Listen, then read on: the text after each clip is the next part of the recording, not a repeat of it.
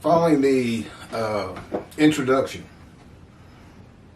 of the book God dictated to me as he dictated the Torah to Moses,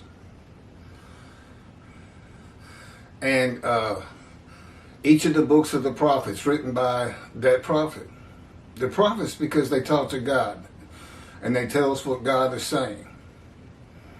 And that also makes them men and divine beings. Spirit alights upon them, like in chapter 11 of Isaiah regarding the Moshiach, and God is in his spirit. That's two divine beings and a man and divine beings. Okay, chapter 1. We're redoing the entire book. I had just redone all the chapters, but we've already reposted it about 7 times, and it's already starting to wear a little bit. And I got all my equipment out, so we're gonna do it again. There'll be one more repost of the ones we just finished, and which comes up to 67. It was around 50, but it's all those part 1s and part 2s and 21 part 11 with Rashi. I don't know why I can't get my memory card to just go without stopping. It stops at 30 minutes every time. I just went through every function on my camera and I don't see where any change would be helpful. We are trying to put more light into it. I've moved my light fixture. Okay, the Leper scholar. The oral tradition and the oral law are necessary. What? It's this way. Trying to get centered in the camera. Are necessary for an understanding of the laws given to Moses by the Lord, such as how you keep and observe the Sabbath of Exodus, chapter 31, verse 16, must be determined in the oral tradition. Commentaries on the books of the Hebrew Bible outside of the teachings and laws that were given to Moses by God at Horeb in the Torah are opinions. And there were many disagreements amongst the sages and rabbis of the ancient age and the Middle Ages regarding the prophets and their books. Rabbi Shlomo Yitzchaki, generally known today by the acronym Rashi. The acronym is RAbbi SHlomo Itzhaki. He was a medieval French rabbi and author of the comprehensive commentary on the Talmud and commentary on the Tanakh. He's often referred to as the first rabbi to believe that the Jewish people as one man, Israel, are God's righteous servant. Early sages expected a personal Messiah, one man, to fulfill the Isaiah prophecy. One individual man, a personal Messiah. No alternative interpretation was applied to this passage until the Middle Ages. Rashi held the position that the servant passages of Isaiah referred to the collective fate of the nation of Israel rather than a personal Messiah. Some rabbis, such as Ibn Ezra and Kinski, agreed. However, many of the rabbis, rabbinic sages and rabbis during the same period and later, including Moses ben Maimon, commonly known as Maimonides, and often referred to by the acronym Rambam, a medieval Sephardic Jewish philosopher who became one of the most prolific and influential Torah scholars of the Middle Ages, realized the inconsistencies of Rashi's views and would not abandon the original Messianic interpretations, which of course has been done today by the most noted being Jews for Judaism and Outreach Judaism, that would be Tovia Singer.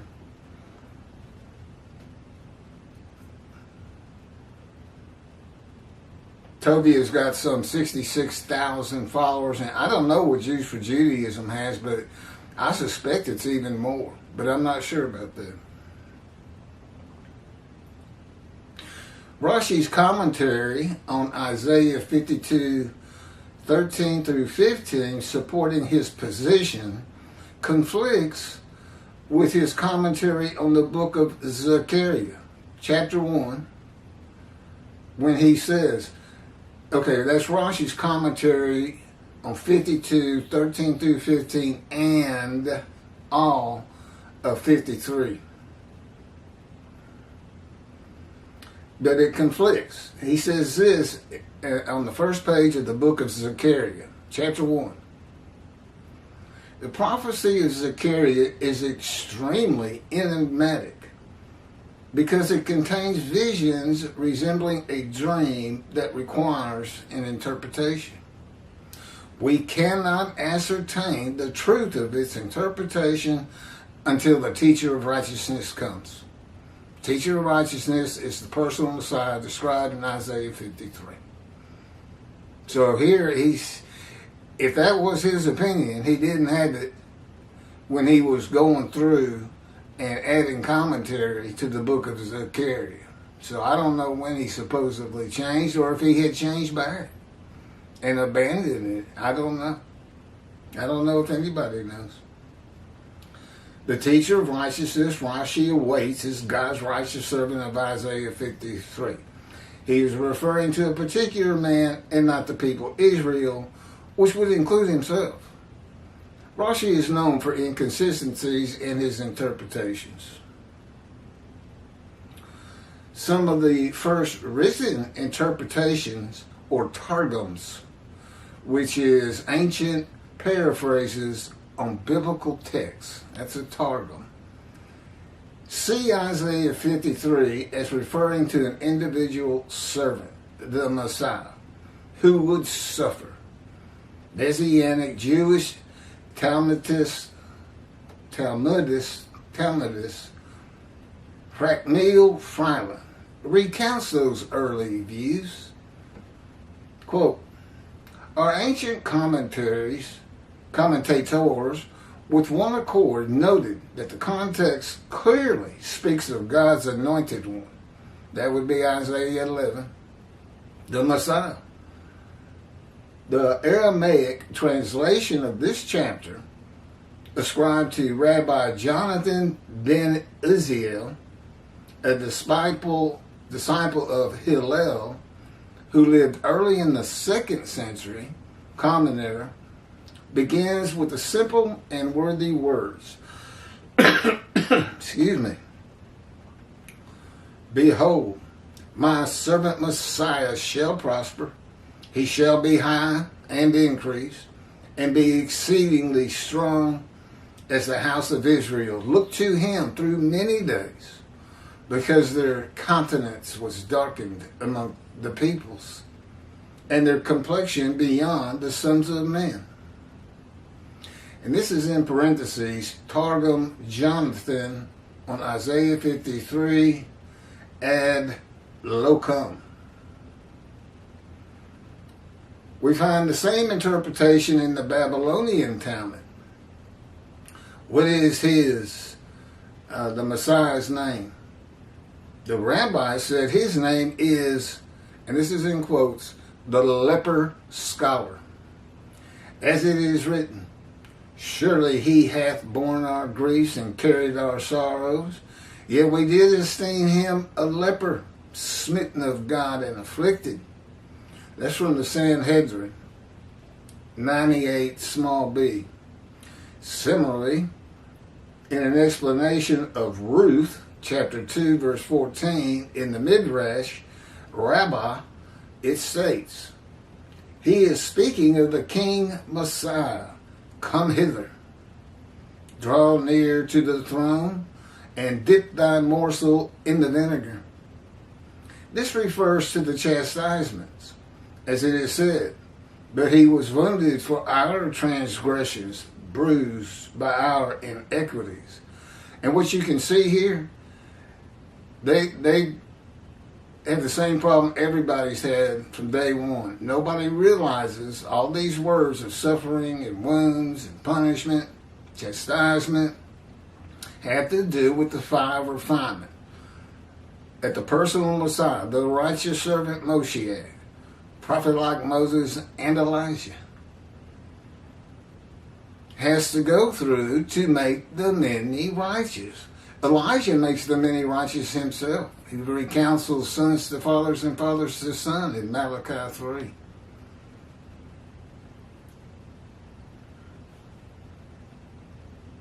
I don't know why dipping thy morsel in the vinegar is a chastisement, by the way. The Zohar, in its interpretation of Isaiah 53, points to the Messiah as well.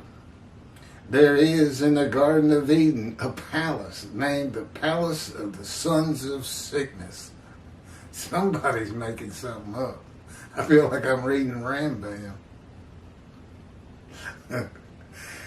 This palace the Messiah enters, and he summons every pain and every chastisement of Israel. All of these come and rest upon him.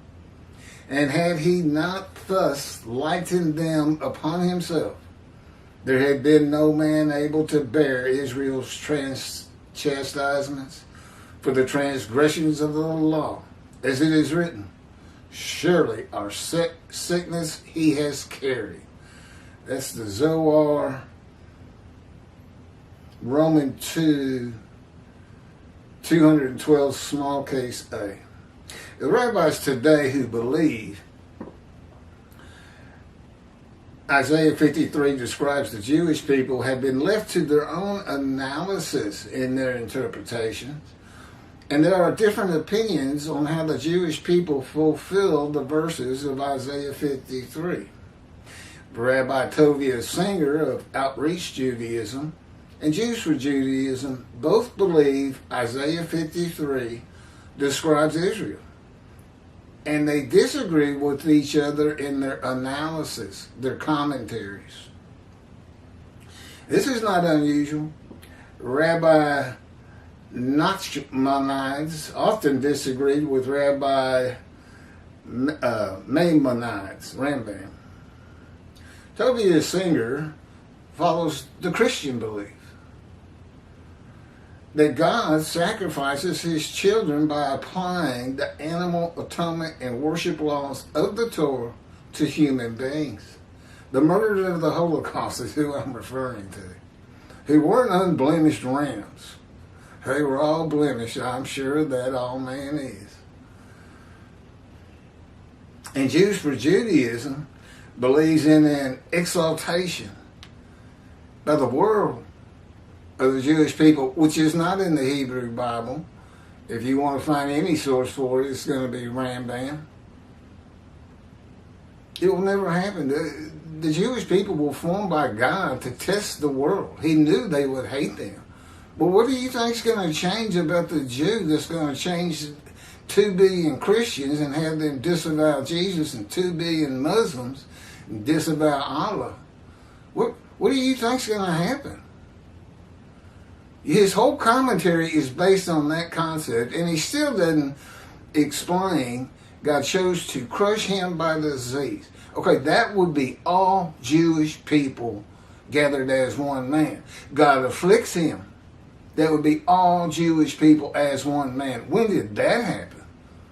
Generally, it happens at birth. God afflicts you. You're born disfigured, blind, deaf, lame, crippled, something like that. I'll tell you what, I've looked at your commentary and you don't address it. What's his name? Kravitz and Skoback. And how about Tovia Singer? How do you get 6 million dead people that are exposed to death but given long life. And how is 6 million of some 20 million in the world or something like that, all the people gathered as one man Israel? And when did they go out and make the many righteous, this 6 million?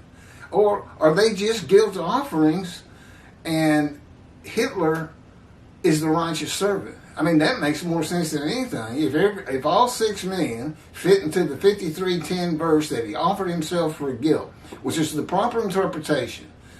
Toby is known for his fluency in Hebrew, but he dropped the ball here. If he thinks that says guilt offering, I've got an awful lot of people who disagree with him. And it certainly wasn't a cue from God to go to Leviticus, revive his animal sacrificial and worship laws, which only God can do. It's his laws if he wants to revive them. And then change it, add to the Torah. Puts in human beings. 6 million of them are guilt offerings. Well, it means you can offer any human being as a guilt offering, I suppose. If you can find one that's unblemished. And the ovens of Auschwitz and the other death camps are not altars of God, which is part of the sacrificial system. He should have just stuck with the personal Messiah. Moshiach is coming, and he's the man in 53, and agreed with the sages. And you would think Skoback would too. I can't tell you how many times I've heard him say, or maybe it's the same video over and over. Our sages say. My answer to that is always, what do you say? That was like 2,000 years ago. In a time of illiteracy, no universities, no schools. Our sages say. I'm not saying they weren't great for their time, but you can see Rambam just making stuff up left and right and misinterpretations. I'm sure he was one of the greatest of his time, and a physician to boot. I think in Egypt. You know what he probably believed in this day of medicine and science and knowledge? Putting leeches on people and draining their blood to get a sickness out of them. Yeah, you got to be careful when you start, idolizing people from long ago. You got to consider when they lived and what they believe. Resurrection of the dead is the other. We believe in a spiritual heaven today. After a period of enlightenment in the common era that is here today through computers, and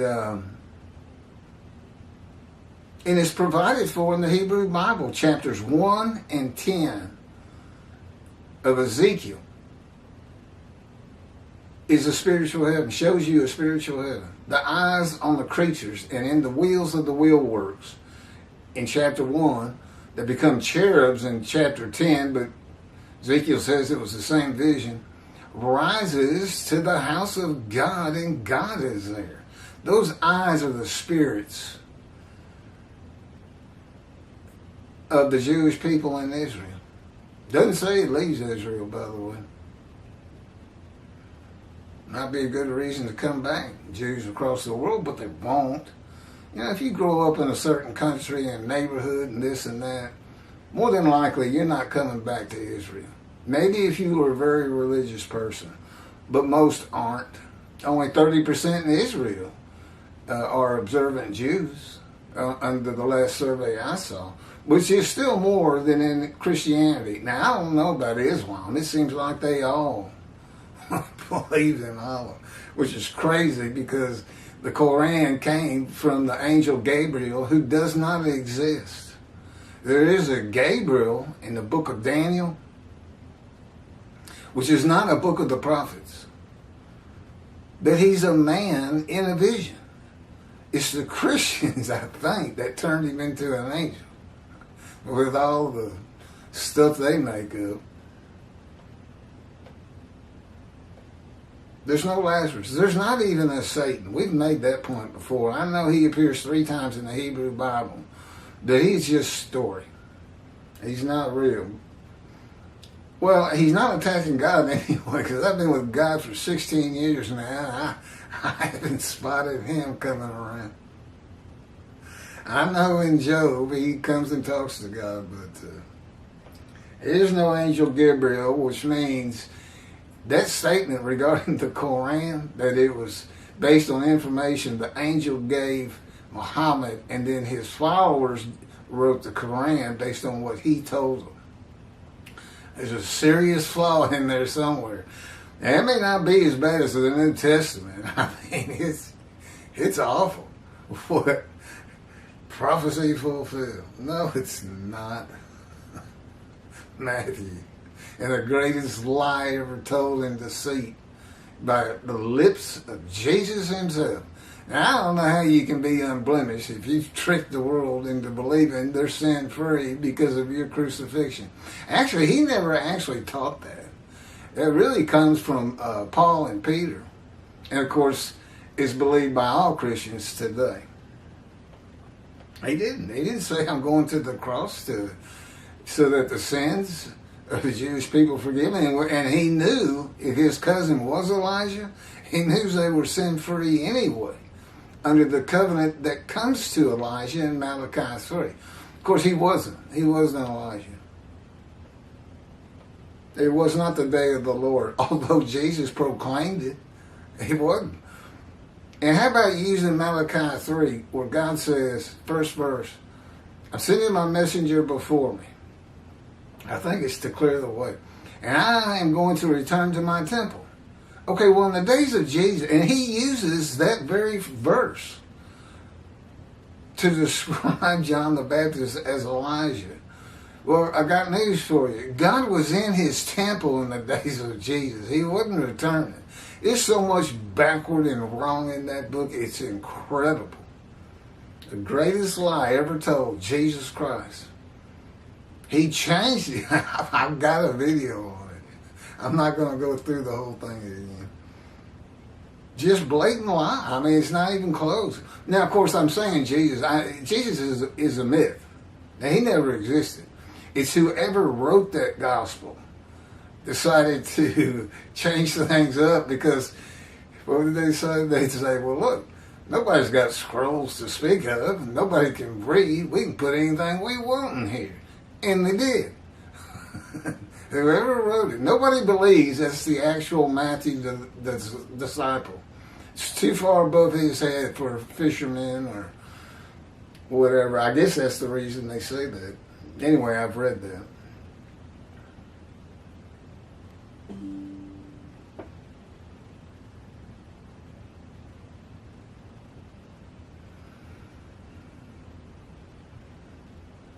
It's got a message, something on Xfinity Wi-Fi. Are we still connected? I guess it doesn't matter.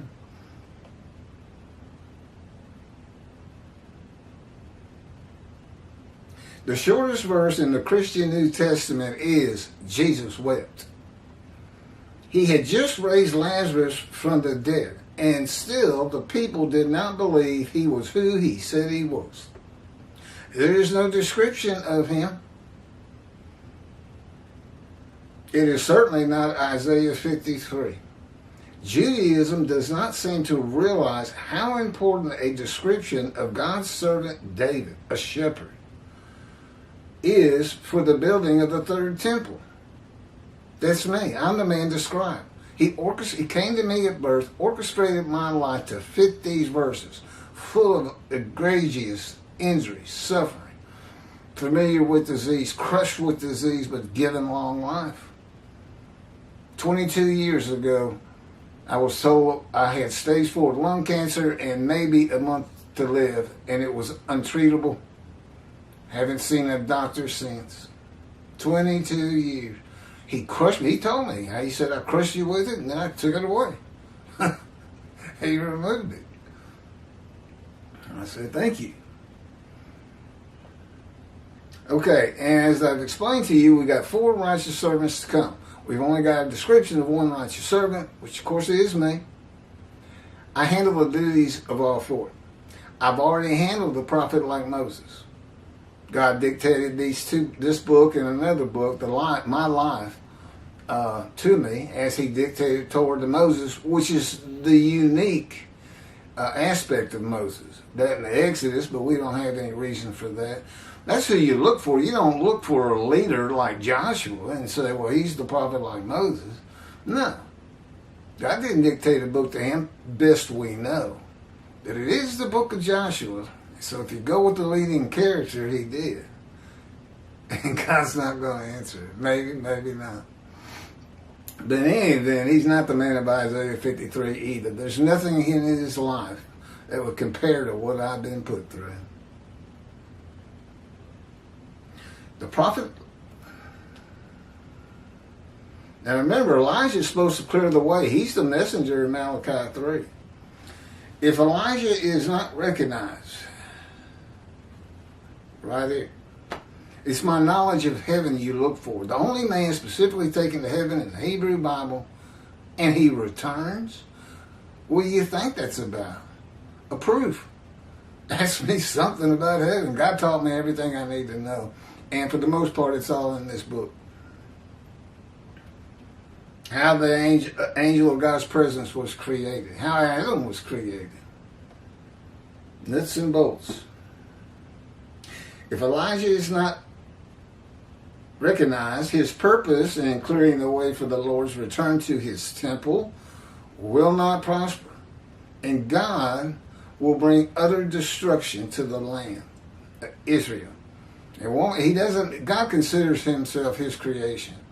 Now that's in Malachi 3, his last words. Why there isn't a clamoring to have a temple built in 1948 to today, I don't know. Except your rabbis apparently don't teach it. Utter destruction to the land if there's no temple. And for 70 years there's been no temple. He could have come back in any one of those years. He is back. But he knew the temple wouldn't be built because he says so in the covenant of friendship. I will place my temple amongst you. Which, by the way, the covenant of friendship completely refutes the Messianic era. And there's nothing taken into account that when Moshiach is here, that is me, all rabbis have been reckoned with and dismissed before God.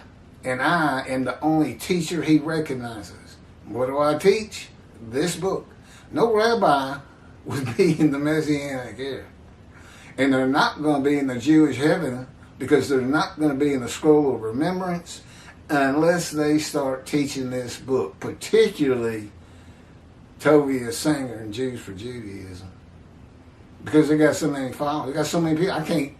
You can't even begin to say it's not Israel without getting slapped down by anybody who's familiar with 53. They'll have a fit.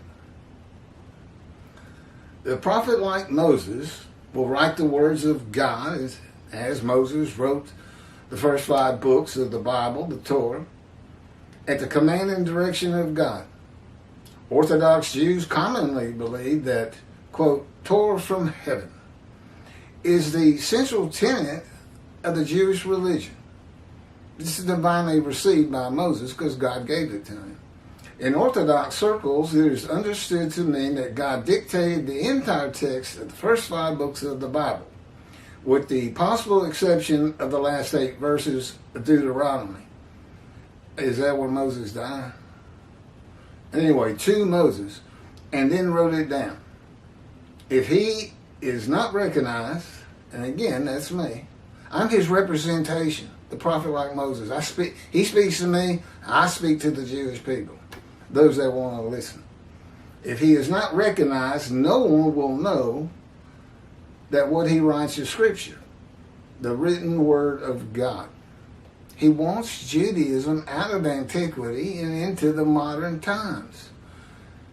Knowledge. Believe in a spiritual heaven. Well, Rambam's 13 principles of Judaism, the 13th one, is a belief in a resurrection. But take it out. Change it. Or delete it. And say, from now, I don't know, do it any way you want to do it. But you should get the resurrection out of it, just like the Christians should tear off the Old Testament and pretend they never attached it to their book. Because that's primarily why God's wrath is upon them today, from Isaiah 51. And mind you,